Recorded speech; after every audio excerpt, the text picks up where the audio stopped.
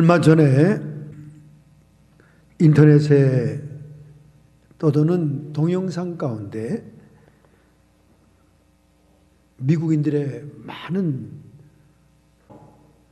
지지를 받은 그런 동영상이 있습니다. 그 동영상의 결론은 켄터키 프라이 치킨을 먹지 말라, 그런 결론입니다. 왜냐하면 켄터키 프라이 치킨에 가장 많이 치킨을 공급하는 회사 타이슨 회사가 있습니다. 이 타이슨 기업에 소속되는 양계장들은 하나같이 닭을 학대하는 곳이다. 동물 애호가들이 비밀리에 잠입해서 사진을 찍습니다. 많은 사람들이 타이슨 회사의 지시를 받아서 기자들이 접근하지 못하도록 방해합니다. 그러나 그 중에 정말로 그 회사에 소속되어 있다가 닭들이 학대당하는 동물 학대의 모습에 양심 선언한 사람들이 자기들의 그 양계장을 공개하는 겁니다. 그들이 렌치에서 목장에서 양계를 평범하게 할 때는 정말 햇빛이 들고 아름다운 닭들이 자유로이 노니는 평화로운 양계장이었어요. 그러나 그들이 그 닭들을 고정적으로 매매하기 위해서 타이슨 회사에 소속이 되면 거기서 자금도 지원받으면서 완전 양계장이 기업화되기 시작합니다. 거대한 양계 막사를 짓게 하죠. 그리고는 칠흑 같은 어두움을 만들어 놓습니다. 햇빛을 차단하는 거예요. 그 닭이 병아리로 들어가서 큰 닭이 되어서 공장으로 가는 그날까지 빛이 하나도 들어갈 수 없는 차단된 흑암을 만들어 놓습니다. 왜냐하면 빛이 없으면 닭들은 밤인 줄 알고 움직이질 않아요. 행동을 자제합니다. 그러니까 모의 낭비도 없고, 그리고 쓸데없이 오가면서 움직여가지고 에너지 낭비가 없으니까 오롯이 살만 드륵드륵 찌게 하는 닭이 된다, 그 말이에요. 이러한 광경을 동물 애호가들이나 또 예전에 양계장을 하던 이 사람들이 양심의 가책을 받게 된 거예요. 병아리가 성인 닭이 될 때까지 빛이라고는 보지 못하는 칠흑같은 어두움에서 주는 모이만 먹으면서 살만 찌우다가 공장 기계로 들어가는 모습이었습니다.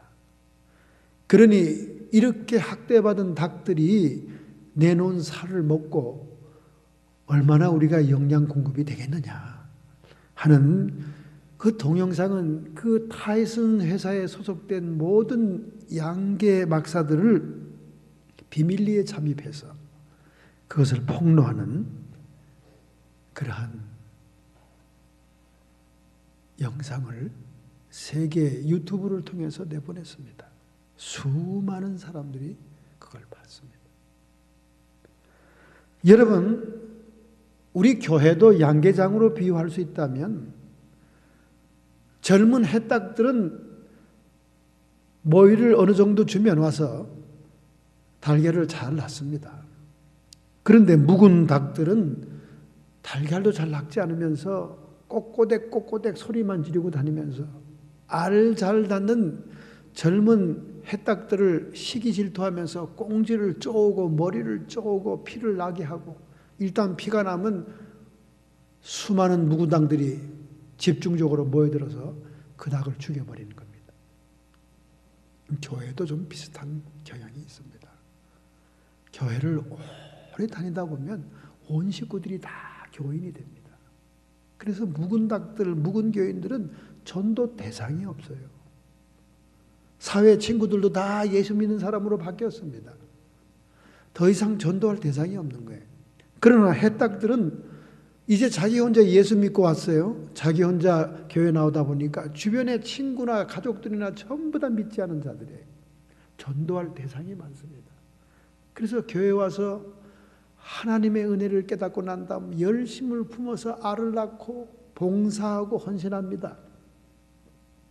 그러면 묵은 닭들은 좀 격려해주고 잘한다 해주고 이렇게 힘을 불어넣어줘야 될 텐데 그냥 쫓아다니면서 쪼옵니다. 꼬꼬대거리면서 그냥 나도 해봤는데 나도 옛날에는 그렇게 열심히 했는데 뭐 어쩌고 저쩌고 하면서 사람들 기운을 빠뜨리는 거예요. 교회 안에 이 양계장 같은 데 말이죠. 묵은 닭들이 이런 닭들이 많아요. 이런 묵은 닭들은 어떻게 해야 됩니까? 그냥 뜨거운 물에 확 집어넣어서 푹 꼬아가지고 백숙으로 그냥 복닭으로 먹어야 되는 거예요. 여러분 한 차례. 왜 이렇게 교회 안에 묵은 닭들이 많습니까? 예수 이름만 시인하면 구원받은 걸로 착각하고 그 마음 심보가 변화되지 않았기 때문에 그래요. 오늘 빌립보서 2장 1절부터 18절의 본문은 예수님의 이름만 입으로 구세주라고 시인할 것이 아니라 마음보도 바꿔라, 심보도 바꿔라 하는 말씀이 오늘 본문의 핵심 주제입니다. 할렐루야. 너희 안에 이 마음을 품어라. 곧 그리스도 예수의 마음이니. 심보가 바뀌고 마음이 바뀌면요, 해딱들이 알을 잘 놓고 봉사하고 헌신하는 거 쫓아다니면서 꼬꼬대거리면서 쪼기나 하고 시기 질투하지 않습니다. 그게 어디 사랑의 공동체요? 그게 어디 예수님의 마음보를 가진 사람들의 모습이라 할 수 있겠어요? 남의 자식 잘 되는 거 속 뒤틀리고, 남들이 축복받는 거 속 뒤틀리고, 남들이 잘 되고 기도 응답 받은 거 속 뒤틀리고, 그런 심보가 무슨 성도입니까? 오늘 우리는 빌립보서를 통해서 두렵고 떨림으로 구원을 이루어 나가는 컴플리트하는 구원의 노정에 대해서 확인을 해야 됩니다. 그뿐만 아니라 오늘 제가 정말로 다루고 싶은 주제는 성령의 인도하심의 의식의 과정입니다. 부흥에 참석해 보세요. 성령 받으라, 불 받으라, 뭔가 받으라고 하는데 그 성령이 어떻게 우리에게 역사하는지 과정에 대해서 디테일하게 언급하는 분들이 없어요. 설명할 수가 없으니까. 그래서 성령인지 뭔지 있긴 한 것 같은데 그 성령이 이미 나에게 역사하고 있는 건지, 그 성령이 어떻게 우리를 인도하는지 그 디테일을 모른다니까요. 그러니까 이 마음보와 심보가 안 바뀌는 거예요. 예수의 입으로, 예수님을 구세주로 입으로 시인하긴 했는데 마음의 변화가 없습니다. 성령이 어떻게 역사하는지, 성령이 어떻게 우리에게 의식의 과정을 통해 관여해 오는지, 인도하는지를 모르기 때문에 그래요. 여러분은 축복받은 사람들이에요.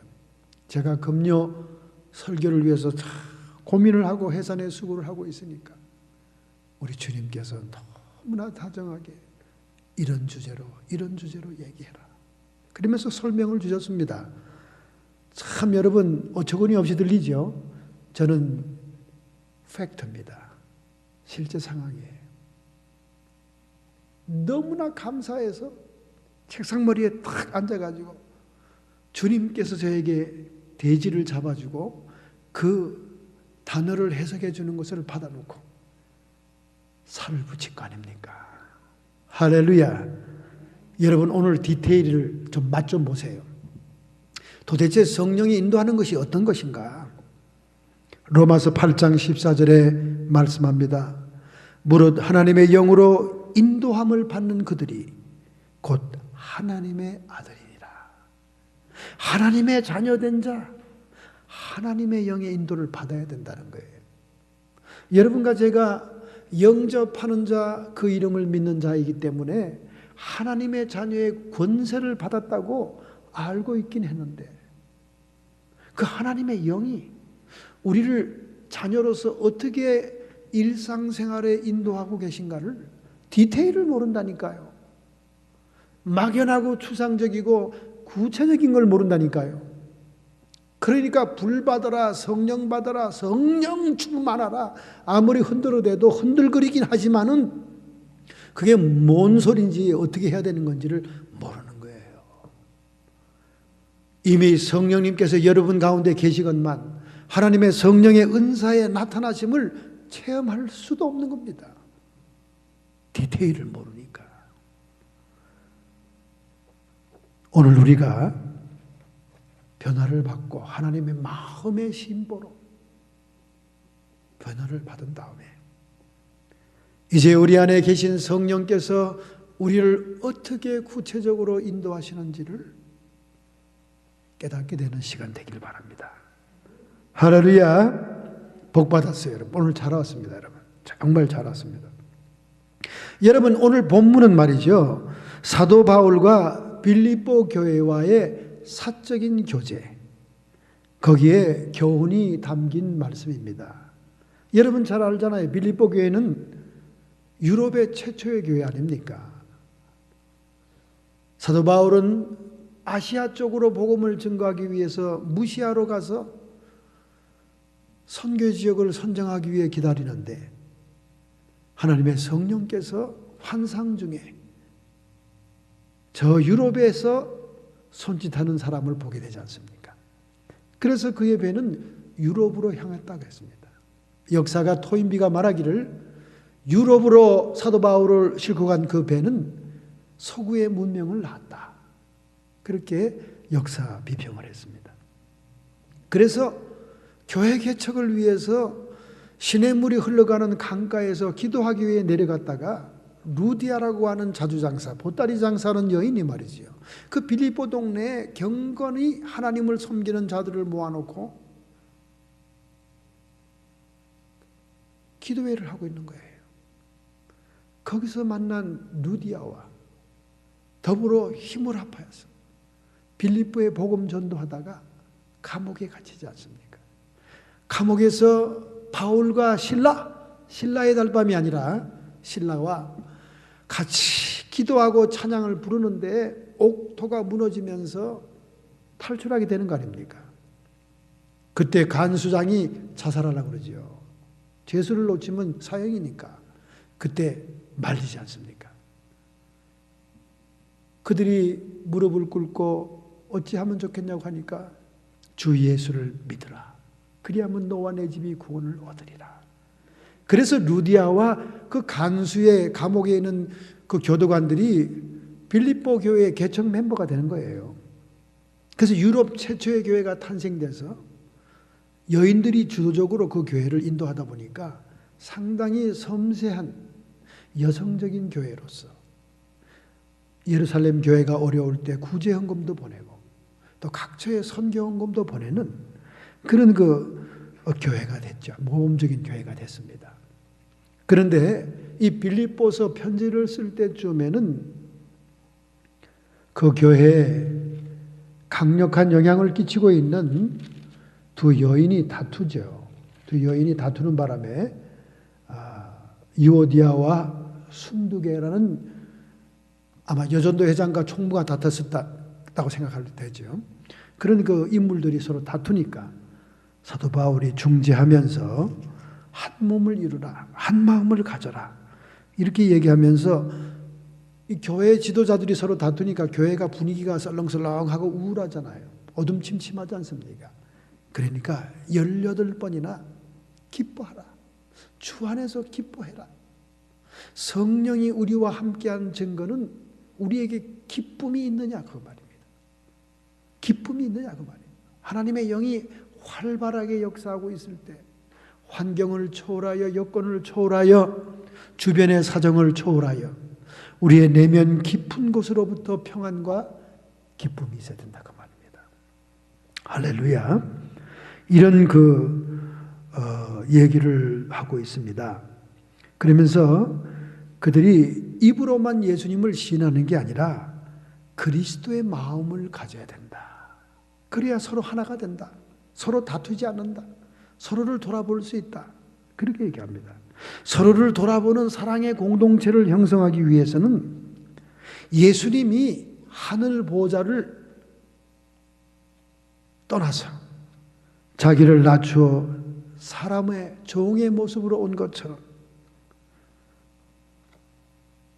자기를 낮추는 그 주님을 본받는 자가 돼야 겸손한 마음, 그리스도의 마음을 가져서 서로가 자신을 남을 자기보다 낮게 여기면서 겸손하게 하나가 될 수 있다.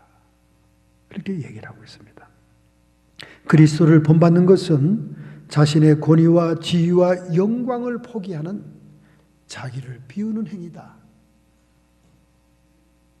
케노시스론을 얘기하고 있습니다. 자기를 비운다. 케노시스. 그런데 여기 비우는 이 공은 말이죠. 불교적인 공의 의미와 다릅니다.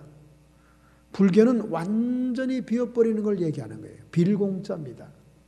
그러나 기독교의 자기를 비운다는 것은 하나님의 영으로 채우는 것, 하나님의 영광으로 채우는 것에 의미가 있는 것입니다. 할렐루야. 히브리서 7장 25절에 말씀합니다. 그러므로 자기를 힘입어 하나님께 나가는 자는 온전히 구원하실 수 있으니 이는 그가 항상 살아서 저희를 위하여 간구하심이니라. 예수님의 모범을 따라 예수님의 마음을 가지면서 예수님처럼 낮추는 자들은 주님이 중보 기도해주고 간구해주기 때문에 구원에 나설 수 있다. 구원에 나갈 수 있다. 그렇게 말하고 있는 것입니다. 할렐루야. 계시록 12장 5절에 말씀합니다. 여자가 아들을 낳음에 이는 장차 철장으로 만국을 다스릴 남자라. 그 아이를 하나님 앞과 그 보좌 앞으로 올라가더라. 종말의 교회, 말세의 교회, 음료 교회와 대적이 되는 광야 교회, 해 입은 여자 교회의 사명은 아들 철장 권세로 만국을 다스릴 사명자들을 낳는 교회다 그 말이에요. 할렐루야. 이런 하나님의 사명자들을 낳을 수 있는 교회가 되려면 서로 한 마음이 돼야 돼요. 서로를 돌아봐야 됩니다. 사랑의 공동체가 돼야 돼요. 예수님처럼 자기를 낮추어서 한 마음을 이루어야 됩니다. 겸손한 마음을 가져야 된다 그 말이죠. 13절에 중요한 단서가 되는 말씀을 주시고 있습니다. 너희 안에 행하시는 이는 하나님이시니 자기의 기쁘신 뜻을 위하여 너희로 소원을 두고 행하시게 하나니 모든 일에 원망과 시비가 없이 해라. 이렇게 그리스도의 마음을 본받아서 변화된 사람들 속에는 하나님이 역사하기 시작하는 거예요. 할렐루야. 우리 마음속에 하나님이 행하십니다. 우리 마음속에 하나님이 행하신다는 거예요. 하나님의 영, 성령이 운행하신다 그 말이에요. 자기의 기쁘신 뜻을 위하여 너희로 소원을 두게 행하시게 하나니. 그러니까 모든 일에 원망과 시비하지 말라고 말이에요. 마음을 바로 쓰지 남 잘되고 남 하는 거 시기하고 비판하지 말라고 말이에요. 원망하지 말라고 말이에요. 자, 여러분, 이제 여러분과 저의 마음이 변화되지 않습니까? 그리스도의 마음을 갖지 않습니까? 그렇게 될 때 성령님이 우리 안에서 행하게 된다 그 말입니다. 왜 나는 예수님을 영접한 자인데 성령의 인도하심을 모를까? 제일 첫 번째 장애물은 여러분의 마음이 변하지 않아서 그래요. 그리스도의 마음으로 변해야 됩니다. 여전히 세상 사랑하고 세상 욕심이 가득 차 있고 자기의 정욕적인 소원으로 가득 차 있는 마음 속에 하나님이 거룩한 영이 운행할 수가 없는 거지요. 자, 그 문제는 뒤로 또 제껴놓고 창세기 2장 9절에 보면 여호와 하나님이 흙으로 사람을 지으시고 생기를 그 코에 불어 넣으시니 사람이 생명이 된지라. 리빙 소울이 된지라. 여러분, 이 말씀이 뭡니까? 우리 인간은 흙이라고 하는 육체를 하나님이 지었다는 거예요. 그 육체는 영을 담는 그릇으로 만들었다는 겁니다. 왜냐하면 하나님이 그 코에 생기를, 루아흐, 생기를 불어넣었어요. 그래서 그 영이 들어갑니다. 생명이 됐다. living soul. 생명이 됐다는 말은 살아 움직이는 존재가 됐다는 그 말이죠. living being이 됐다는 말입니다.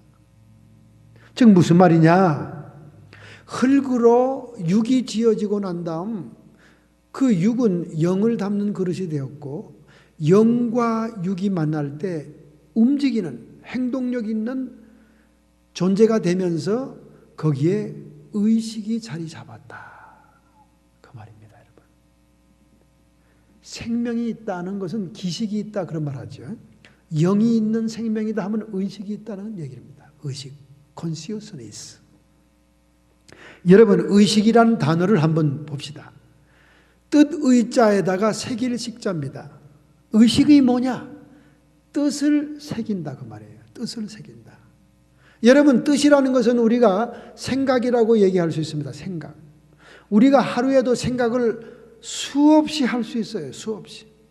이 생각, 저 생각, 기와 집진다고 그러잖아요. 그냥 떠돌아다니는 생각이 수없이 있을 수 있습니다. 그게 우리의 뜻이라고 얘기할 수 있죠. 그런데 생각이 어떤 특정한 흐름을 잡아가지고 생각이 뭉치기 시작합니다. 생각이 뭉쳐서 어떠한 특정한 흐름을 잡아서 길이 되기 시작하면 그게 새길식자, 의식이 되는 거예요. 여러분 잘 들으세요. 그래야 우리가 성령의 역사하는 과정을 디테일하게 깨달을 수 있습니다. 리빙 소울, 사람이 생명이 됐다는 말은 인간이야말로 자의식을 가진 존재가 됐다 그 말입니다. 할렐루야. 여러분, 자의식이 뭡니까?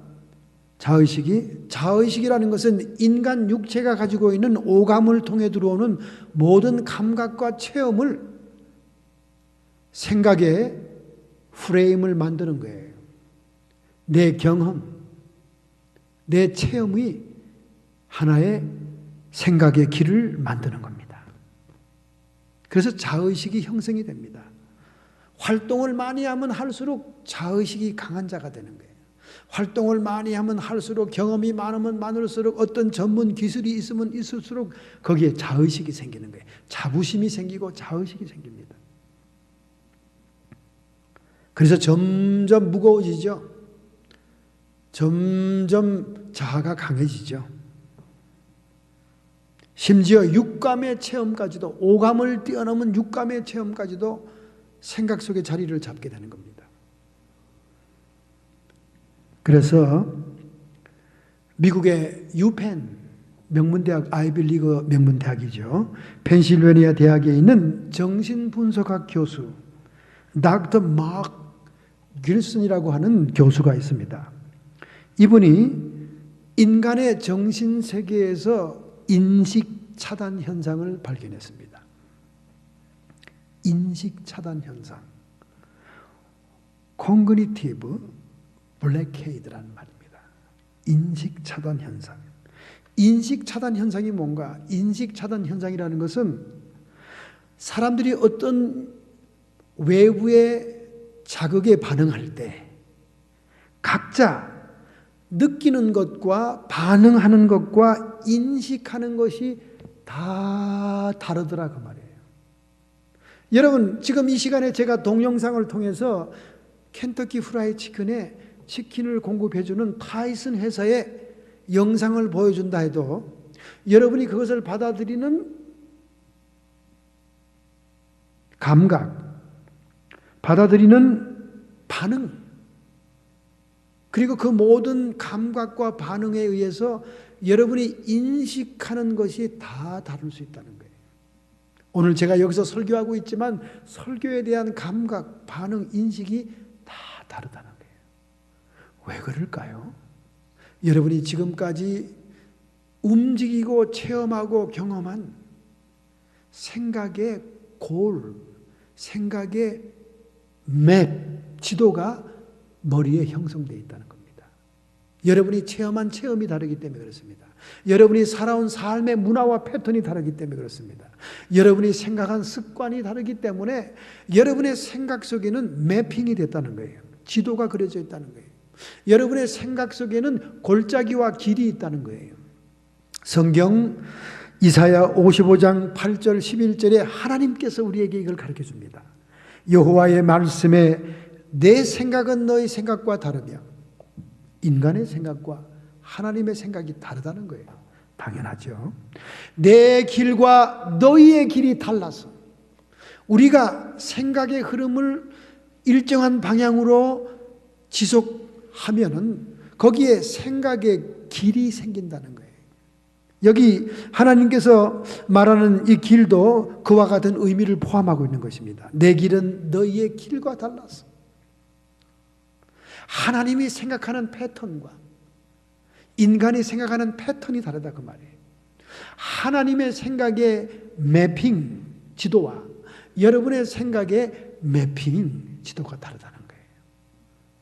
생각의 골짜기가 다르다는 겁니다. 그래서 물이 홍수가 난 것처럼 흘러내리면 골짜기를 따라 각종 모양을 보이면서 흘러가듯이 여러분이 태어나서 자의식이 형성되는 모든 인생 체험, 여러분의 주변 환경, 부모의 상태, 가정 환경, 이 모든 것들에 의해서 생각의 골짜기가 나 있는데 외부에서 이렇게 강연을 듣거나 외부에서 영화를 보거나 뭘 보더라도 감각하고 반응하는 것이 골짜기에 따라 물이 흘러들어가듯이 다 다르다는 거예요.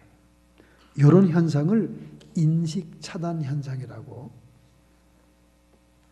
유펜 정신분석학 교수인 닥터 마크 길슨이 발견한 겁니다. Mapping of a theory, 매핑 학설을 주장한 거예요. 모든 사람에게는 생각의 길이 있다. 그러나 수천 년 전에 이사야 선지자가 말하지 않았습니까? 내 생각은 너희와 다르고 내 길은 너희 길과 다르다. 생각의 길을 따라 길을 내면서 살아가는 거예요, 사람들이. 그 길이 다른 거지. 벌써 하나님께서 수천 년 후에 현대 정신과학자가 발견할 걸 이미 얘기하고 있지 않습니까? 그러므로 여러분과 저는 육체에 영을 담은 독특한 유일한 존재로서 인간으로서 자의식을 가지고 있다고 말이에요. 할렐루야. 이 자의식은 나는 누구냐? 너는 누구냐? 우리는 누구냐 하는 자기의 정체성을 형성하고 있다는 거예요. 할렐루야. 그러므로 여러분 이 자의식이라는 것은 세상의 발을 딱 딛고 있는 거예요. 세상의 발을 딛고 있는 겁니다. 점점 여러분 이해가 잘 되고 있죠? 제가 설명을 길게 하니까 하나도 어렵지 않습니다, 여러분. 정신 차려 들으세요. 하나도 어렵잖아요. 여러분의 자의식은 세상의 발을 딛고 있는 거. 왜? 세상 체험, 세상 경험, 세상에서 반응한 모든 인식이 모아진 거니까. 우리의 자의식은 세상의 발을 딱 딛고 있는 거예요. 그러니까 세상에서 지위가 높고 세상에서 실력이 있고 세상에서 명예를 얻고 세상에서 활동이 너무 분주하고 세상에서 막 칭찬받고 세상에서 자기의 직분이 높은 자들은 자의식이 어떻겠어요? 굉장히 자의식이 강하고 자의식이 무거운 겁니다. 그래서 이런 사람들에게 어떤 새로운 사상이나 새로운 정신이 들어가기는 힘들다는 거예요. 그래서 대학원에서도 40살 이상 된 분들이 공부한다 그러면 별로 반가워하지 않아요. 이미 그들은 생각의 프레임이 다 형성이 되어 있는 겁니다. The frame of your thought. 당신의 생각의 프레임이 결정이 되어 있는 거예요. 그거 뚫고 들어가기 힘들어요. 그래서 그것이 브레이킹 돼야 됩니다. Breaking the frame of your thought. 각자 생각의 이 테두리, 두꺼운 테두리 울타리, 이 프레임이 깨져야 새로운 사상과 새로운 정신과 영향이 들어간다 그 말이에요.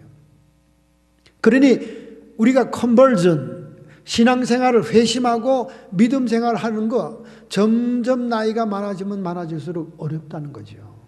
왜냐하면 세상 경험과 세상의 모든 지혜와 세상의 지식이 여러분의 생각의 프레임이 탁 되어가지고 어떤 것도 뚫고 들어오지 못하게 단단한 울타리가 되고 있다는 거예요. 언제 그 프레임이 깨어질까요?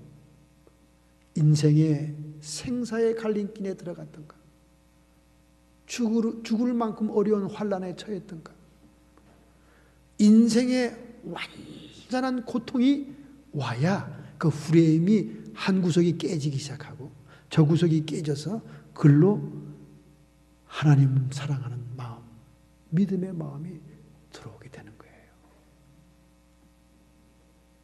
그것이 breaking the frame of your thought. 당신의 생각의 껍데기, 울타리를 깨부셔야 되는 겁니다. 그러니까 이단에게 한번 쇠뇌된 사람들은요, 또 이단 찾아가게 돼 있어요. 그 이단으로 프레임이 형성됐기 때문에 그 이단들이 주는 독특한 교리, 독특한 신앙생활, 독특한 교회 생활의 문화가 충족되지 않으면 만족이 안 되기 때문에 한번 이단 사상으로 쇠뇌돼 가지고 프레임이 형성된 사람들은 그 벗어나지 못해요. 그래서 이단에 갔던 사람은 또 다른 이단에 갑니다. 또 다른 이단에 가요. 그래서 세상에서는 교육을 조기 교육시키지 않습니까? 어린아이들은 이 프레임이 형성되지 않을 때입니다. 생각의 울타리가 아직 형성이 안 됐어요. 백지장 같아요. 거기다 막 여러 가지 조기 교육들을 시키지 않습니까? 아돌프 히틀러도 그들의 게르만 민족의 독특한 혈통의 어린아이들을 수없이 생산하도록 여자들을 납치하거나 데리고 와서 그런 수용소를 만들어 놓고 얼마나 많은 아이들을 생산하게 하고 그 아이들을 나치즘으로 교육을 시켰습니까? 무서운 프로젝트를 그들이 수행했던 겁니다. 그러니 이 자의식이라는 것이 얼마나 탄탄합니까? 그러니 성령의 의식, 성령의 임재의식이 여러분을 인도하기가 얼마나 힘들겠어요. 당연히 여러분들이 성령을 모를 수밖에 없는 거예요. 당연히 성령이 인도하는 것을 여러분이 의식할 수 없는 겁니다. 당연히 성령이 감동해도 여러분의 자의식이 흔들리지 않는 거예요. 그러니 성령의 인도함을 받는 그 디테일을 경험할 수가 없는 것입니다. 여러분의 자의식이 딱 맞고 서 있으니까. 자, 자의식을 우리 더 세밀하게 분석해 볼까요? 자의식에는 세 가지가 있습니다. 첫째, 과장된 자의식. 자의식에는 과장된 자의식이 있어요. 포장된 자의식이 있습니다. 자기의 현실, 자기의 현재보다 더 포장이 되고 더 과장되게, 다른 말로, 세상 말로 후가식, 마이가리, 군대 용어 마이가리, 포장한 것. 이 과장된 자의식입니다. 자기는 요만한데 더 크게 보이는 거예요. 사무엘이 엘리압 앞에 섰을 때 그의 신장과 외모를 보고는 이 아들이 기름 부을 아들이구나 봤던 거예요. 하나님께서 뭐라고 그러면 아니다. 나는 이미 그를 버렸노라. 하나님에 대한 신앙이 없고 자행자제하고 자기 멋대로 살아가고 있는 그를 하나님은 버렸다고 얘기합니다. 겉모습 볼 때는 그의 중심이 포장되고 겉보기에는 굉장히 과장돼 보이지만은 사실은 그게 아니라는 거죠. 과장된 자의식이 있습니다. 이건 교만한 사람들. 교만한 사람들은 자기를 포장시키고 더 과장되게 합니다. 집에 가면 먹을 때거리가 없는 사람이 그냥 겉으로는 치장을 번뜩번뜩하게 해서 부자처럼 보이게 하고 말이죠. 실제 부자들은 그렇게 치장하지 않아요. 왜냐하면 이미 든든하게 쌓아놓은 것이 있기 때문에 겉모습 치장할 필요가 없는 거예요. 거짓 모습을 해도 속이 든든한 걸요. 그래서 자의식 가운데는 과장된 자의식이 있습니다. 교만한 사람들이 갖는 자의식이죠. 두 번째는 위축된 자의식이 있습니다. 실제 자기는 이만한데 그거보다 더 자기를 자포자기하는 거예요. 더 축소시키는 겁니다. 이것도 또 큰 병이죠. 이것도 큰 병. 이 열등의식에 사로잡힌 자의식이죠. 위축된 자의식, 우울증도 오고 자살도 하고 별 나쁜 형태로 다 나타나지 않습니까? 그 다음에 겸손한 사람이 갖는 실제적인 자의식이 있습니다. 자기를 자기 그대로, 자기 있는 모습 그대로 자기를 깨닫고 있는 실제적인 자의식, 겸손한 사람의 모습입니다. 이런 세 가지 형태의 자의식이 있죠. 그러나 어떤 자의식이든 간에 우리가 몸을 움직이고 경험이 많으면 많을수록 이 자의식은 절대 포기가 안 되는 거예요. 이것이 성령의식이 우리 안에서 운행하면서 우리를 움직일 수 있는 것을 회방합니다. 베드로가 12성 가운데 가장 수제자로 쓰임받은 이유가 있어요. 그는 쓰임받을 만한 그런 소재가 되었습니다. 왜 그랬을까요? 누가복음 5장 1절부터 11절에 보면 예수님께서 설교 말씀을 끝나고 빌렸던 배주인인 베드로에게 고기를 잡아주려고 하지 않습니까? 깊은 데로 나가라. 깊은 데 그물을 던져라. 베드로의 반응이 뭡니까? 베드로는 그 갈릴리 바다에 잔뼈가 굵고 평생 어릴 때부터 부모를 따라 고기 낚는 일을 배운 사람입니다. 그의 자의식은 고기 잡는 경험으로 전문가의 자의식입니다.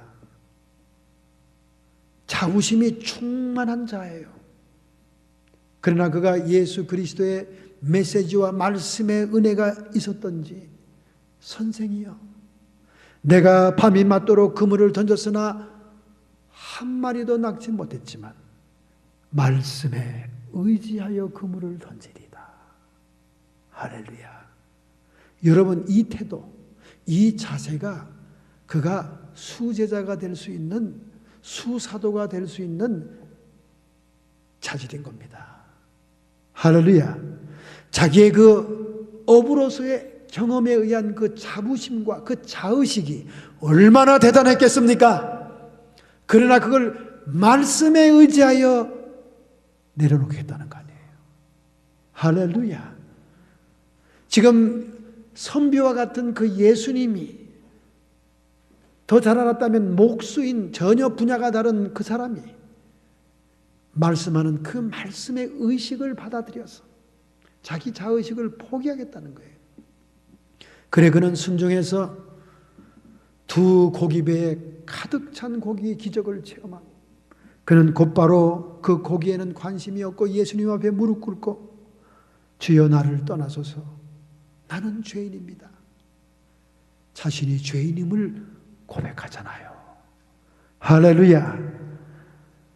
이처럼 자기의 자의식을 포기할 때 하나님의 성령의 의식이 우리에게 들어오게 된다 그 말이죠. 할렐루야. 요한복음 8장 25절 26절에 유대인들이 예수님을 향해서 따집니다. 내가 누구냐? 내가 누구냐? 자기가 하나님의 아들이요 하나님과 동일하다 그러고, 그러니까 내가 누구냐 도대체 물어봅니다. 예수께서 가라사대 나는 처음부터 너희에게 말하여 온 자니라. 하나님이라 그 말이에요. 나는 처음부터 천지 창조할 때부터 말해온 자다 그 말이에요. 내가 너희를 대하여 말하고 판단할 것이 많다다. 뭐 구약에 보면 선지자들이 수많이 와서 그들에게 메시지를 던지고 경고했지만 그들이 회개하지 않았지 않습니까? 뭐 그런 거 저런 거 다 역사적으로 판단할 것이 많지만은 말하지 않겠다고 말이에요. 왜? 나를 보내시니가 참되심에 내가 그에게 들은 그것을 세상에서 말하노라. 자기가 판단하고 싶고 얘기하고 싶지만은 자기도 자기 혼자 얘기하는 게 아니다 그 말이에요. 나에게 말씀해 주시는 그 하나님, 성부 하나님에게서 들어서 그 들은 말만 한다 그 말입니다. 할렐루야. 예수님에게 하나님의 성령의 의식이 충만해서 그 성령께서 운행하시고 말씀하는 것을 얘기할 뿐이다. 할렐루야. 오늘 본문의 13절 너희 안에 행하신 이는 하나님이시니 예수님도 똑같은 현상이었습니다. 자기의 기쁘신 뜻을 위하여 너희로 소원을 두고 행하시게 하나니 여기에 우리의 소원은 자의식을 얘기합니다. 그런데 자기의 기쁘신 뜻은 성령의식을 얘기하는 거예요. 성령의식을. 여러분 소원이 우리의 자의식의 하나입니다. 우리 자의식이 바라는 것이 소원이잖아요. 그 소원 가운데는 내 이익을 챙기기 위해서 내 성공 출세를 위하여 그리고 내 육신의 정욕을 도모하기 위해서 정욕으로 쓰려고 소원하는 것들이 많지 않습니까? 그것이 내 자의식의 산물이죠. 그러나 자기의 기쁘신 뜻, 하나님의 뜻, 성령의 의식을 담은 소원이 있다고 말이에요. 할렐루야. 로마서 10장 17절 그러므로 믿음은 들음에서 나며 들음은 그리스도의 말씀으로 말미암느니라. 이 말씀이 예수님의 성경 말씀을 의미하기도 하지만은 성령이 직접 주시는 말씀을 의미하기도 한 겁니다.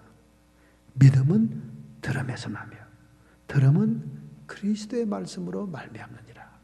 성령이 의식으로 우리에게 오실 때 예수님의 말씀을 인용해서 말씀하지 않습니까? 성경의 말씀을 인용해서 말씀하지 않습니까? 그런 말씀이 우리에게 개인적이고 주관적으로 레마의 말씀으로 들려올 때 우리의 믿음이 안 생길 수가 없는 거죠. 할렐루야. 할렐루야. 우리가 질문하고 의문을 품던 성경의 문제들, 우리가 기도하면서 중보하는 이웃의 사람들의 문제점들, 이런 것을 놓고 기도할 때 성령의 의식이 우리에게 자의식 속에서 음성으로 들려질 때가 있습니다. 그들의 고통과 환난의 원인을 깨우쳐 줄 때가 있습니다. 그들의 질병의 원인을 깨우쳐 줄 때가 있습니다. 이런 것들을 우리가 성령의 지혜와 지식의 말씀으로 들을 때 믿음이 안 생길 수가 없는 거지요. 할렐루야. 할렐루야. 이래서 예수님도 하나님께서 하시는 말씀만 너희들에게 한다, 이렇게 얘기하는 거예요.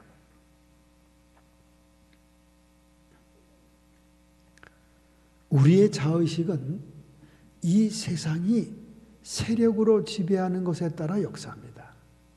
이 세상의 힘은 세력이에요. 돈 가진 자, 권력 가진 자, 명예 가진 자, 많은 것을 가진 자들이 세력을 가지고 있는 거예요. 힘이 세상의 중심 이슈입니다. 심지어 미모까지도 힘입니다. 이 세대는 힘이 지배하는 세대예요. 그래서 우리 자의식은 발을 땅에 딛고 있으면서 이 세상의 세력을 의지하는 의식이에요. 그 의식으로는 거룩하신 성령의 의식을 받아들일 수가 없는 거예요. 그래서 자기의 기쁘신 뜻을 우리의 소원으로 삼기 위해서, 자기의 기쁘신 뜻을 우리의 소원으로 삼기 위해서, 성령의식이 우리 안에서 행하게 하기 위해서 무엇이 우선 급하냐? 오늘 본문 말씀에 그리스도의 마음을 품어야 됩니다. 할렐루야. 마음이 바뀌어야 돼요. 마음이 바뀌지 않았기 때문에 성령이 의식을 깨닫지 못하는 거예요. 로마서 12장 2절에 너희는 이 세대를 본받지 말고, 이 세대를 본받지 말라는 것은 자의식을 가지고는 안 된다 그 말이에요. 우리가 이 세상의 땅의 힘의 원리로 살아가고 있는 자의식은 안 된다 그 말입니다. 오직 마음을 새롭게 함으로 변화를 받아. 우리 마음이 새롭게 변화가 돼야 된다는 거예요. 성령의식, 하나님의 뜻을 분별하기 위해서, 하나님의 음성을 듣기 위해서, 하나님의 인도를 깨닫기 위해서는 우리 마음이 새롭게 돼야 된다 그 말입니다. 할렐루야. 그 새롭게 되는 마음이 오늘 본문에 이 마음, 그리스도의 마음을 품어라 그러잖아요.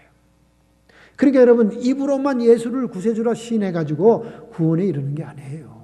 오늘 본문을 잘 보세요. 두렵고 떨림으로 구원을 이루라. 미래적인 구원의 완성은 우리의 마음보까지, 우리의 심보까지 그리스도의 마음으로 바뀌어야 된다 그 말이에요. 믿으시면 하면 합시다. 할렐루야. 여기 하나님의 뜻을 분별하고 성령의 의식을 받아들이기 위해서는 자의식으로 가득 차 있는 마음을 바꿔야 된다 그 말이에요. 이 세대를 본받지 말고 마음을 새롭게 해라 그 말입니다. 우리 생각의 프레임을 깨트려야 된다 그 말이에요. 이 생각의 프레임, 생각의 길, 생각의 골짜기를 새롭게 해야 된다 그 말이에요.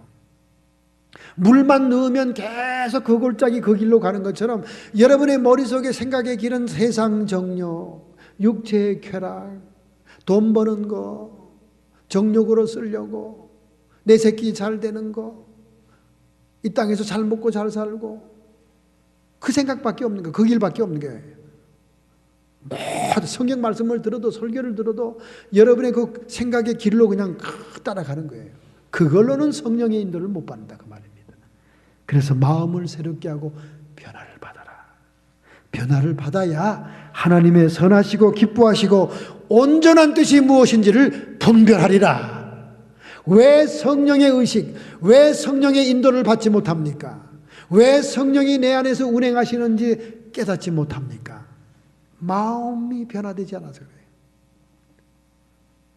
너희가 구하여도 얻지 못함은 정욕으로 쓰려고 잘못 구함이라. 여러분의 마음이 세상 정욕으로 가득 차 있고 세상의 두 발을 무겁게 딛고 있는 한 성령이 아무리 얘기해도 여러분은 의식할 수가 없는 거예요. 들리질 않는 거예요. 모든 성경 말씀, 모든 좋은 말씀이 여러분의 생각의 길을 따라 흘러갑니다. 여러분의 생각의 골짜기를 따라 흘러갑니다. 다 여러분식으로 해석하는 거예요. 오늘 목사님이 열변을 토하고 1시간 동안 기막힌 성경 말씀을 증거해도 결론은 하나입니다. 어떻게 하면 축복을 받아서, 어떻게 하면 이 세상에서 땅땅거리고 잘 살까, 명품 백 들고 명품 옷 입고 남들한테 뽀대나게 보란듯이 살까? 그걸로 다 해서 결론 딱 나는 겁니다.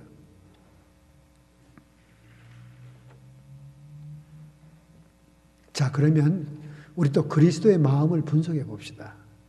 아날리시스를 해야 돼요. 자꾸 이렇게 통괄적으로 추상적으로 막연하게 얘기하면 적용이 안 됩니다.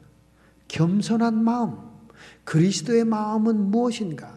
첫째, 하나님께 대해서는 감사하는 겁니다. 할렐루야.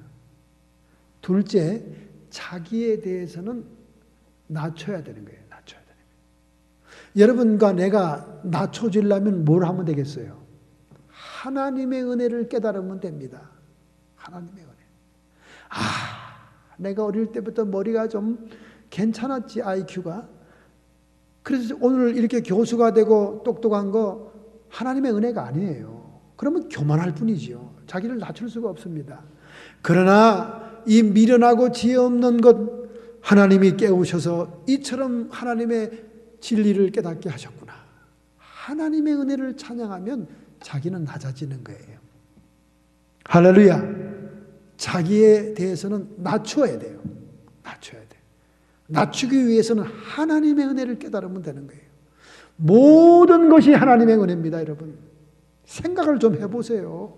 여러분이 지금 잘했다고 생각합니까? 여러분이 잘났다고 생각해요? 여러분이 하나님의 은혜를 받을 만한 자격이 있다고 생각됩니까? 아니거든요. 여러분이 돌이켜보세요. 과거의 일기장을 열어보세요. 여러분이 얼마나 누추하고 자기 이익만 추구하고 남들을 멸시하고 차별하고 쌀쌀 맞고 얼마나 제 것을 챙기면서 이익을 따라 변절하고 배신하고 사람들을 비난하고 이간질하고 온갖 거짓말은 입에 배웠고, 여러분 아무리 생각해도 우리는 지금 이 순간 이 건강과 이 축복을 누릴 만한 사람이 아니에요. 그거 하나님의 은혜지요. 하나님의 은혜가 크게 보이면 보일수록 나는 낮아지는 겁니다. 할렐루야. 이것이 바로 그리스도의 마음, 겸손한 마음입니다. 그 다음에 다른 사람, 타인을 향해서는 어떤 마음일까요? 영혼을 불쌍히 여기는 마음, 긍휼의 마음이 있어야 되는 거예요. 우리의 마음이 이렇게 변화될 때 하나님의 음성을 분별합니다. 성령의 내적인 인식을 깨닫게 됩니다. 성령의 인도를 밝히 알게 되는 거예요. 왜 그렇게 불빛이 흐립니까? 왜 그렇게 별빛이 흐립니까? 왜 그렇게 하나님의 음성을 구분할 수가 없습니까? 세상의 욕망, 세상의 것이 햇빛처럼 찬란하게 빛나기 때문에 그래요. 세상의 정욕, 세상의 쾌락, 세상에서 누리고 싶은 것이 너무나 태양처럼 찬란하기 때문에 별빛이 안 보이는 거예요. 그래서 베드로후서 2장 19절에 분별하는 것을 가르쳐주고 있습니다. 또 우리에게 더 확실한 예언이 있어 어두운 데 비치는 등불 같으니 날이 새어 샛별이 너희 마음에 떠오르기까지 너희가 이것을 주의하는 것이 가하니라. 여러분이 하나님의 음성을 듣고 싶습니까? 성령의 의식을 깨닫고 싶습니까? 성령의 인도함을 구체적으로 디테일하고 알고 싶습니까? 그러면 이거를 깨달으면 돼요. 베드로후서 2장 19절. 또 우리에게 더 확실한 예언이 있어. 성령의 음성을 알아듣고 성령의 의식을 분별하고 자의식과 분별해서 알 수 있게 된다면 그것이 예언이 되는 거예요. 그것이 방언통변이 되는 거예요. 은사 역사기도 합니다. 예언이 있어 어두운 데서 비치는 등불 같으니, 처음에는 분별이 잘 안 됩니다. 깜깜한 어두운 곳에 깜빡거리는 등불 같습니다. 희미합니다.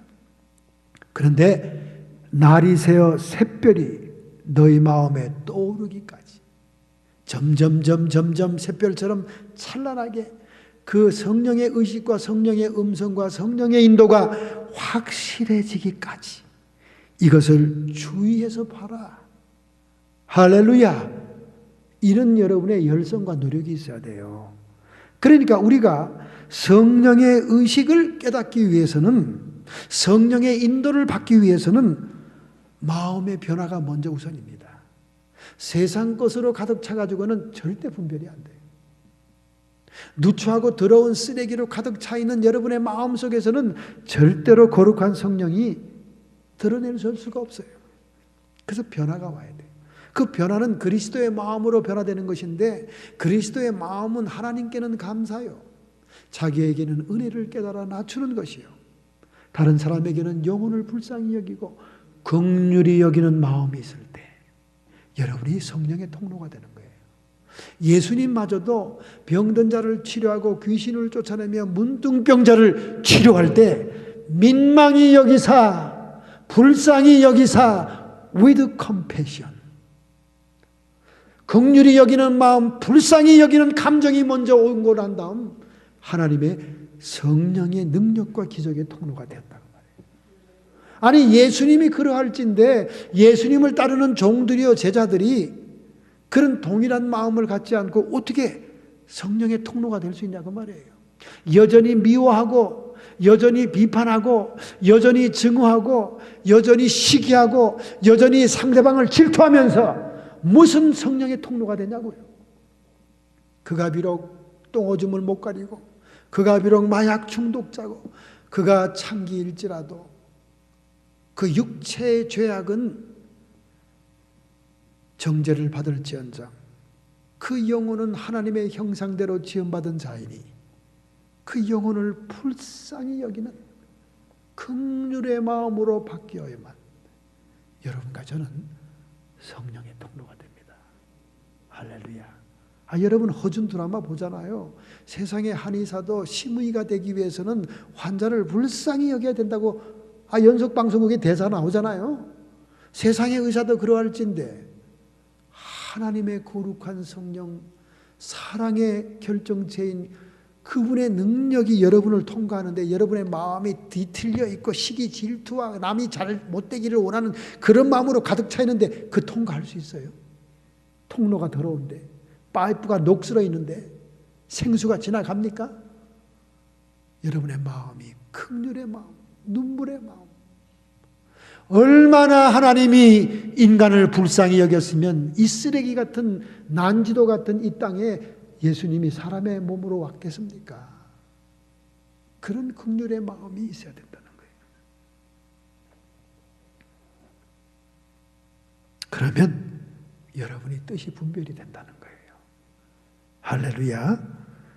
결국 이 모든 성령의 의식을 우리가 인식하는 데는 하나님의 말씀만이 분별할 수 있는 척도 기준입니다. 히브리서 4장 12절 13절 하나님의 말씀은 살았고 운동력이 있어. 하나님의 말씀은 죽은 문자가 아니에요. 하나님의 말씀은 그냥 까만 활자 인쇄체가 아닙니다. 살아있고 운동력 있는 말씀, 루아흐, 하나님의 생기, 성령이 함께하는 글자예요. 좌우의 날선 어떤 검보다 예리하여 하나님의 말씀이 칼입니다. 수술칼입니다.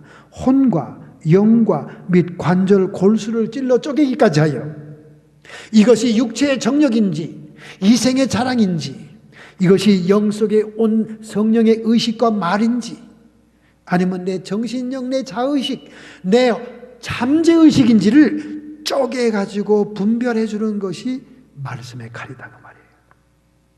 또 마음의 생각과 뜻을 감찰하라니 성령의 의식을 깨닫는 것인지 내 자의식인지 내 잠재의식인지 내 마음의 생각과 뜻을 감찰을 분별하게 하는 것이 말씀의 칼이다 그 말이에요. 지은 것이 하나라도 그 앞에 나타나지 않음이 없고 오직 만물이 우리를 상관하시는 자의 눈앞에 벌거벗은 것 같이 드러나느니라. 할렐루야. 결국 최후의 판단의 척도 기준은 살아있는 말씀이다 그 말이에요. 그 말씀이 잘라낸다는 거예요. 잘라낸다는 거예요. 여러분 우리의 자의식은 복잡한 장소입니다. 그 자의식 속에는 여러분 상처라고 하는 쓰레기 더미도 쌓여 있습니다. 상처라는 쓰레기 더미 별게 다 있어요. 거기는 또 자기 마음속에 여러 가지 많은 계획들이 또 거기 있습니다. 그 계획에 어긋나는 것들이 오면 받아들이질 않죠. 그래서 우리의 생각의 길을 우리가 고쳐야 됩니다. 예수님이 오시기 전에 세례 요한이 광야의 길을 낸 것처럼 회개로서 백성들의 마음을 준비시키잖아요. 우리가 성령의 의식의 인도를 받고 성령이 우리의 삶을 주관하게 하기 위해서는 우리 생각의 길을 수리해야 돼요. 고쳐야 됩니다. 나는 항상 내 생각의 흐름이 생명 쪽으로 가느냐 사망 쪽으로 가느냐 그걸 여러분이 길을 고쳐야 돼요. 죄와 사망의 법, 선악의 원리로 살고 생각하느냐 아니면 생명의 법, 생명의 성령의 법, 생명나무 쪽으로 내 생각을 흘러가게 하느냐. 여러분의 생각의 골짜기, 생각의 길을 생명 쪽으로 옮기라고 말이에요. 할렐루야. 내 생각의 흐름이 결국은 평안하게 하느냐 결국은 불안에 떨게 하느냐. 그 생각의 길을, 생각의 골짜기를 불안 쪽에 가는 것을 막아버리고 평안 쪽으로 옮겨라고 말입니다. 할렐루야. 내 생각의 길이 내 마음을 안식하는 쪽으로 흘러가고 있느냐, 아니면 근심, 염려, 처달하는 쪽으로 가고 있느냐. 그 길을, 골짜기를 메꾸고 닫고 고쳐라, 그 말입니다, 여러분. 이게 결코 정신분학 분석적인 이론에 속한 게 아닙니다, 여러분. 실제적으로 MRI로 뇌검사를 한 결과예요. 굉장히 과학적입니다. 연인들이 사랑하는 연인들을 잃어버리는 시련의 고통을 겪지 않습니까? 콜롬비아 대학 연구진들은요, 시련의 경험이 있는 40명의 학생들을 앉혀놓고 그들이 헤어진 연인들의 사진을 보여줍니다. 그리고는 그들 머리에는 다 MRI와 연결되어 있는 이 자극선 연결되어 있습니다. 뇌파, 뇌가 어떻게 변하는가 보는 거예요. 시련의 고통은 뜨거운 커피에 화상을 입는 것과 똑같은 반응을 보이더라는 거예요. 똑같은 반응. 그러니까 우리 뇌 속에 고통을 감지하는 그 뇌의 길과 골짜기가, 그 고통의 모습이 시련의 고통과 뜨거운 커피에 화상을 입는 것과 똑같더라는 거예요. 똑같더라는 거예요. 이렇게 고통의 골짜기도 한 줄기로 되어 있어요. 한 줄기. 똑같은 현상으로 되어 있습니다. 그러므로 여러분의 생각을 잘 관리하시고 하나님의 말씀의 검으로 잘라내야 돼요. 혼과 영과 관절과 골수를 잘라냅니다. 이 골수라는 것은 뼛속까지 잘라낼 수 있는 게 하나님 말씀이라는 거예요. 그리고 마음의 생각과 뜻을 잘라내는 거예요. 평소에 여러분과 제가 말씀 묵상, 말씀으로 생각을 항상 한 사람들이라면 그 말씀이 자의식과 성령의식을 칼로 잘라준다는 거예요. 요건 네 생각이야. 요건 네 잠재의식. 요건 네 과거의 상처에서 올라오는 쓴물. 이것은, 이 원망과 시비는 너의 잠재의식에 입력되어 있는 쓰레기. 그 쓰레기의 악취야. 그 악취에는 우리 육신은 영을 담는 그릇이니까 마귀의 영도 들어올 수 있고 귀신의 영도 들어올 수 있고 다른 영들이 들어올 수 있는 거예요. 그러나 성령이 말씀하시고 성령이 깨닫게 하시고 성령이 우리에게 의식을 줄 때는 우리의 마음이 새롭게 변화된 상태에서 분명히 안다는 거예요. 할렐루야. 분명히 알 수 있다는 겁니다. 그래서 성령의 인도하심의 의식 과정을 여러분에게 소개한 겁니다. 어때요, 여러분? 되게 구체적이죠? 요걸 제가 말씀을 힘들어하니까 이번 주에 또 무슨 말씀을 증거해야 돼요, 주님? 하고 하니까 그걸 다 가르쳐 주시더라고요. 이게 여러분에게 필요한 건가 봐. 왜냐하면 하도 성령 소리는 많이 들어요. 성령 충만 받으라, 불 받으라, 이래 놓고는 성령이 어떻게 인도하는지를 모르잖아요. 불이 왔긴 왔는데 불로 오신 성령님이 우리 안에 들어와 역사해서 어떻게 나를 매일매일 삶 속에 말씀하시고 인도하시고 감동 주시고 깨닫게 하시고 묵상케 하시고 하는지를 모른다면 성령으로 무장하라, 성령 받아라, 무슨 소용이냐 그 말이에요. 우리는 디테일하게 자꾸 리피트. 제가 이 비슷한 말을 지난번에도 한번 했습니다. 그러나 우리의 신앙생활 속에 입으로 시인하고 구원받았다고 확신하고 과신하는 성도들이 만보가 변하지 않은 상태로 천국 갈동말동하니까 우리의 마음이 확실히 변화되기 위해서는 우리 안에 자기의 기쁘신 뜻, 성령의식을 얘기하는 거예요. 임재한 겁니다. 기쁘신 뜻을 우리의 소원의 그릇에, 우리의 자의식의 그릇에 탁 담아주는 거죠. 행하게 하신다 그 말이에요. 그러니까 우리 성령의 의식이 무언지를 구분이 되면 우리가 자꾸 개선할 거 아니에요. 회개할 거 아닙니까? 그러니까 회개를 많이 할 수 있다는 것은 그 성령의 의식을 깨닫고 있다는 증거예요. 전혀는 저 뭐 이렇게 죄를 많이 져서 맨날 질질 짜고 회개한담? 전혀는 죄를 많이 져서 그런 게 아니에요. 하나님의 성령의 의식이 깨달아지니까 그 자기도 기억하지 못했던 죄들이 다 생각이 나면서 어머니를 그렇게 괴롭히고 뼈아프게 했던 것, 구체적인 행동들이 생각나면서 통회하고 자복하고 회개하는 거예요. 점점점 우리 영이 거룩해지고 맑아지면서 하나님의 거룩한 성전으로 변화되면서 하나님의 거룩한 성령이 좌정해서 우리의 삶을 구원의 완성까지 인도할 수 있게 되는 줄로 믿습니다. 할렐루야. 최근에 말이죠, 여러분. 최근에 우리 동네 교회들에서는 이 젊은 목사들이 사도신경 가지고 얼마나 문제를 일으키고 있는지 몰라요. 사도신경 가지고. 아니, 느닷없이 사도신경을 빼버리고 신앙고백 그 가톨릭에서 정한 거기 때문에 우리랑 상관없다, 이런 식으로 무식한 얘기들을 하는데, 여러분, 사도신경은 초대교회 사도들로부터 고백되던 신앙이 모아진 거예요. 그래서 안디옥 교회에서부터 사도신조로 오늘날 같은 사도신경이 신앙 고백된 겁니다. 역사가 깊은 거예요. 이러한 신앙 고백 위에 예수님이 교회를 세운 겁니다. 할렐루야. 이러한 신앙 고백이 있는 교회라야 그리스도의 신부 자격이 있는 거예요. 여러분이 사도신경적인 신앙 고백을 하지 않으면 절대 그리스도의 신부가 될 수 없기 때문에 천국 백성이 못 됩니다. 목사님, 그거 천주교에서 나중에 확정진 거 아닙니까? 아니, 천주교에서 확정진 게 한두 가지야. 성경 66권도 초대교회부터 내려오던 수많은 성경을 천주교회가, 가톨릭교회가 종교회의에서 66권으로 확정 짓게 된 겁니다. 그렇다면 가톨릭교회가 단순히 확정 지었다고 해서 이 성경을 부정할 거예요? 이 성경을 부정할 거냐고? 분명히 얘기하지만은 사도신경을 신앙으로 고백하지 않은 것은 이단입니다.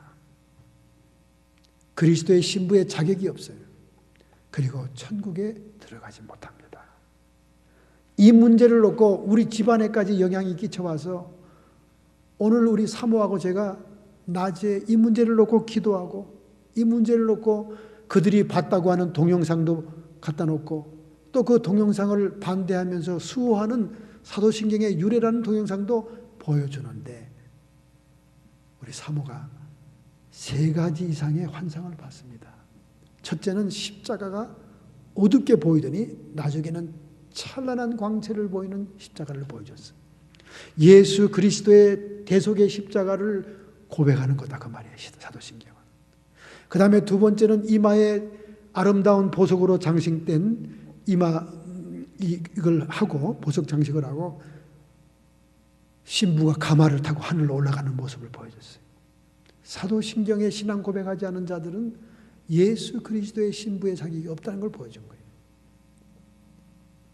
그 다음에 동네에서 문제를 일으키고 있는 목사가 어린아이들이 타고 다니는 그 한 발자국 밟고 다니는 그 자전거, 이상한 자전거 있죠, 왜 그걸 타고 가는 걸 보여줬습니다. 아직 신앙의 체계가 잡히지도 않고 미숙한 자가 사도신경을 잘못된 것이라고 함부로 얘기하고 있는 미숙한 자라는 것을 보여주었습니다.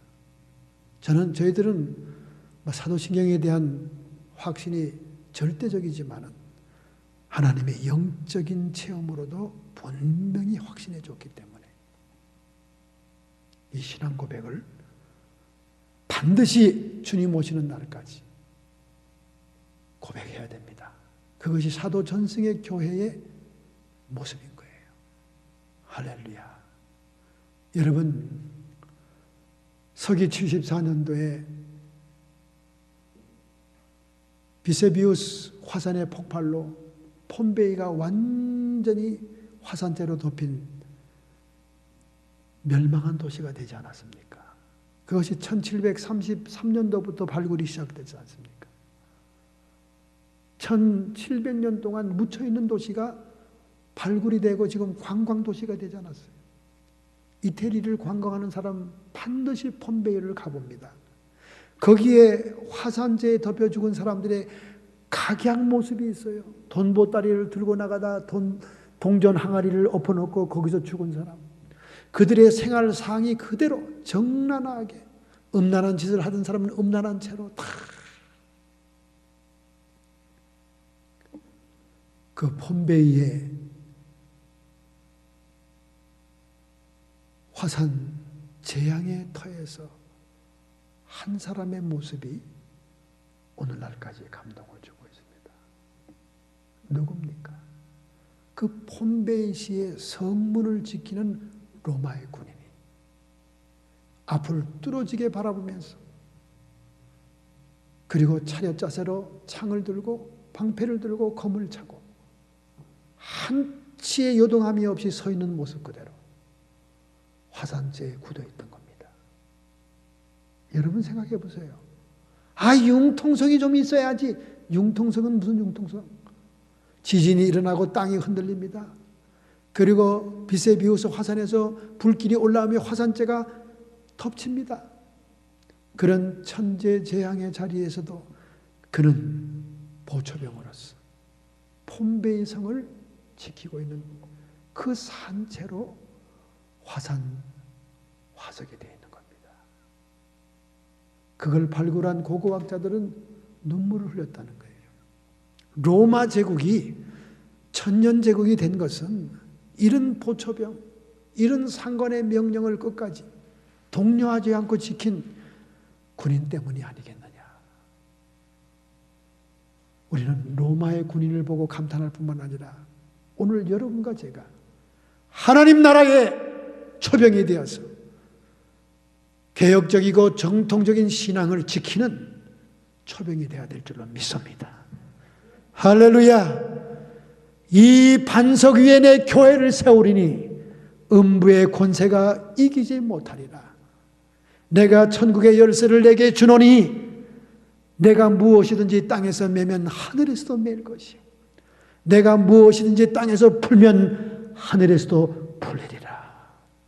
이 믿음, 이 신앙을 지킬 수 있는 사람이 누굽니까? 성령의 인도함을 받는 자, 하나님의 영으로 인도함을 받는 자라야 하나님의 아들이라 말씀했습니다. 할렐루야. 이와 같은 역사가 오늘 여러분과 저에게 있기를 예수님의 이름으로 축원합니다. 결단하고 결심하는 마음으로 가슴에 손을 얹겠습니다. 전능자의 손길이 우리와 함께하고 있습니다. 하나님의 영광이 이곳에 함께하므로 오늘도 우리가 영광의 옷을 입고 세상에 나가 싸워 이길 수가 있습니다. 하나님 아버지, 우리는 하나님의 신앙 고백을 하면서 성령의 인도함을 따라 하나님의 자녀의 신분과 자격을 잃지 않기로 결단합니다. 세상에 두 발을 디딘 자의식의 그릇 속에 자의식을 포기하고 오직 변화된 마음 하나님을 향하여 감사하며 은혜를 깨달아 자기를 낮추며 타인을 향하여 영혼을 불쌍히 여기는 긍휼의 마음으로 마음이 새롭게 변화되므로 거룩하신 하나님의 성령의 통로가 되게 해 주시옵시고 그 성령의 의식을 깨닫고 그 음성을 들어 우리의 마음, 우리의 삶을 변화시키는 종들이 되고자 결단하오니 우리 주님 안수해 주심으로 행할 수 있는 능력을 부어 주시옵소서. 나사렛 예수의 이름 권세로 명한다. 성도의 육체와 정신의 역사는 모든 질병들아 여호와 라파 치료의 하나님 예수 그리스도의 이름 권세로 떠나갈지어다.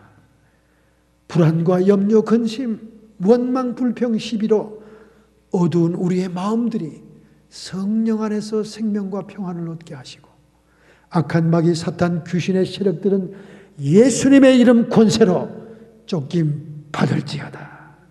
승리자 예수님의 이름으로 선포하노라. 감사하며 주님의 이름으로 축복하며 기도하옵나이다. 아멘.